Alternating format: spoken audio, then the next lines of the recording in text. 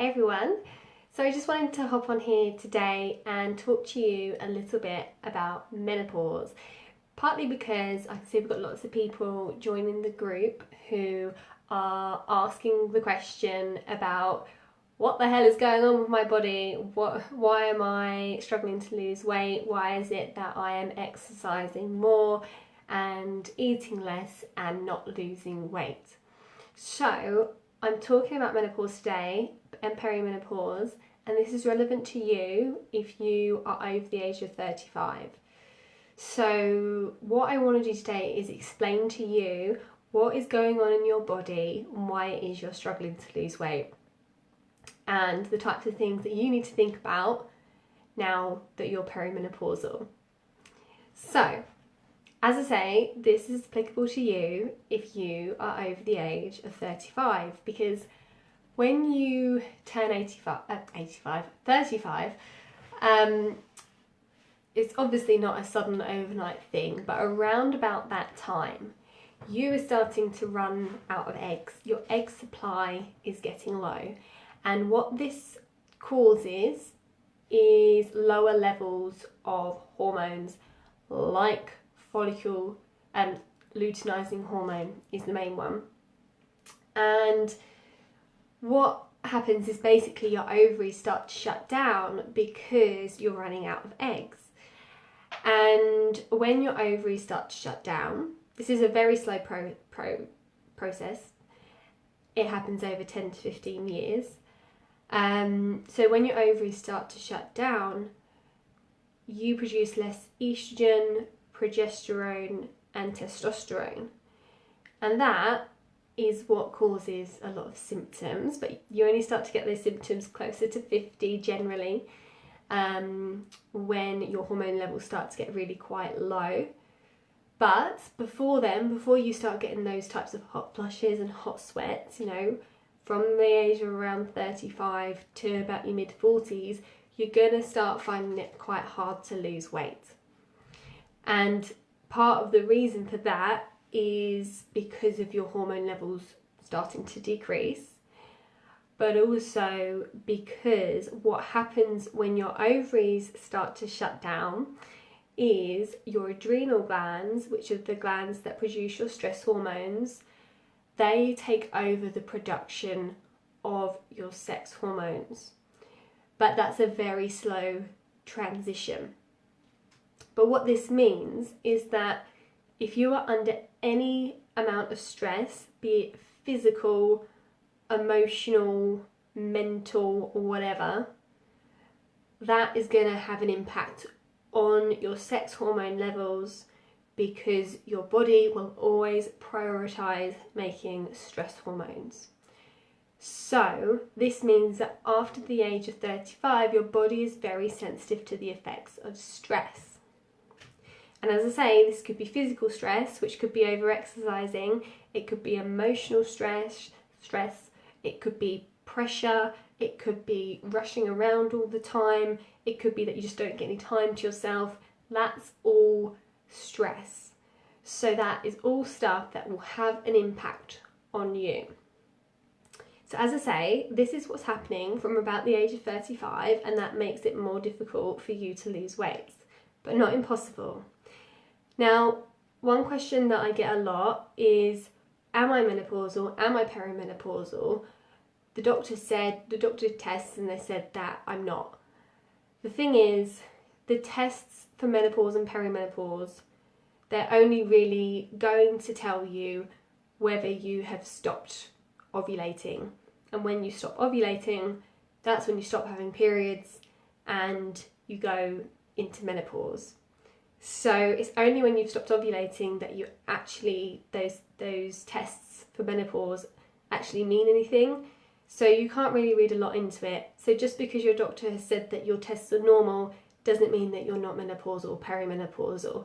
It's pretty safe to assume that after the age of 35, your hormones are changing, and definitely into your 40s, you're going to be seeing a significant difference in your hormone levels. So what this means for you in weight loss is that you need to do a lot more than just diet. So simply eating less and exercising more is not going to cut it. In fact, it could make things worse because, like I said, any amount of stress on your body is not helpful. And eating less and exercising or over-exercising is very stressful on your body. So you need to take a different approach and one that nourishes your body. So the types of things you need to be thinking about are, obviously, like I've said, stress. Secondly, exercise. You need to be doing exercise that is much more restorative and kind of restful for your body. Super intense workouts aren't the way to go when you are perimenopausal because it is too stressful on your body unless everything else is in balance. So you need to think about your stress, you need to think about your exercise. The other things that's also going on around this time is it's very common for your thyroid to become imbalanced around the time of menopause, perimenopause.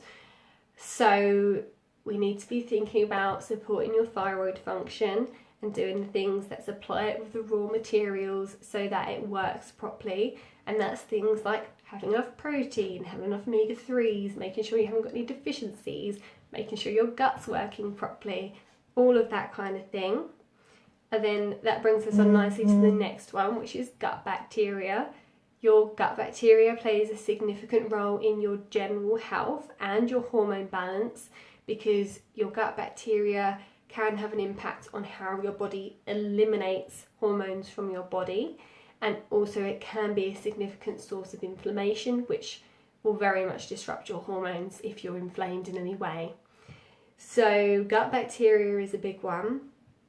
And then another really big one is your toxic load. So the toxic load, toxin, sounds like a really faddy woo-woo type thing, but it's a very real thing. When I say toxins, what I mean is pollutants, so things like pesticides, chemicals that come into contact with your skin from the stuff that you put on your skin, like moisturizers and shampoos and conditioners, and stuff that you wash your clothes in, and the flame retardant chemicals they put on carpets and sofas and all of that sort of thing. These are all chemicals that come into contact with your body, and when they touch your skin, you absorb them and your body has to eliminate them. So if you have a high toxic load, then that's a problem because any extra toxins in your body, your liver has to eliminate. And if your liver is working hard, then your body just wants to get those toxins out of harm's way. And the best way that it can do that is to upregulate fat storage, because we store our toxins in our fat. So this is one of the reasons why when you start losing weight, you can plateau very quickly, because when you lose weight and you release your fat stores, your toxic load shoots up, because that's where we store our toxins. So the weight loss can start, but suddenly your toxic load shoots up. That means your liver's really burdened and your body upregulates your fat storage to store those away. So that means that we need to make sure that your liver is supported through weight loss, and that you're also minimizing the impact and the exposure of toxins in your everyday life. So that means things like get rid of the air fresheners in your house, because the chemicals in those are really strong. They're just chemical perfumes. You don't want to be breathing that stuff in. Looking at the pesticides in your food, choosing more organic foods where possible and better quality. And that's just two things. There's a long list of things that you can do to reduce your exposure to chemicals. So, as you're probably gathering, there's a lot to it. There's a lot of things that you need to think about to support your body through menopause so that you can lose weight in a healthy way, in a nourishing way, and so that you can minimize the symptoms that you get with menopause, like hot flushes and night sweats and low mood and anxiety and all of these very unpleasant things that come with it. So there's a very noisy van just driving past. Hopefully that isn't too noisy for you. So this is why I created my Nourish program, the Nourish method, my weight loss program, where we tick all of these boxes and we address all of these problems in a sustainable way, where food tastes great and you feel great because you don't have cravings and you're not feeling hungry all the time. This is what my Nourish program is all about. So if that sounds like something that's going to be helpful for you, then let me know. Send me a PM and I will ask you some questions to find out where you're at and whether this is actually something that is going to be suitable for you. And then if we want to talk more, then we'll jump on the phone and we'll talk about it a little bit more. So send me a direct message if you want to know a little bit more about this. And if you found this helpful, then please give me a thumbs up, give me a like, and also say hello in the comments so I know that you're here. So thanks so much for tuning in. I'm trying to see if I've got comments, but I'm using my phone today and I can't see anything. So I'm going to assume that I haven't. So thanks for tuning in, everyone. I hope you found this helpful and I'll see you all real soon. Bye bye.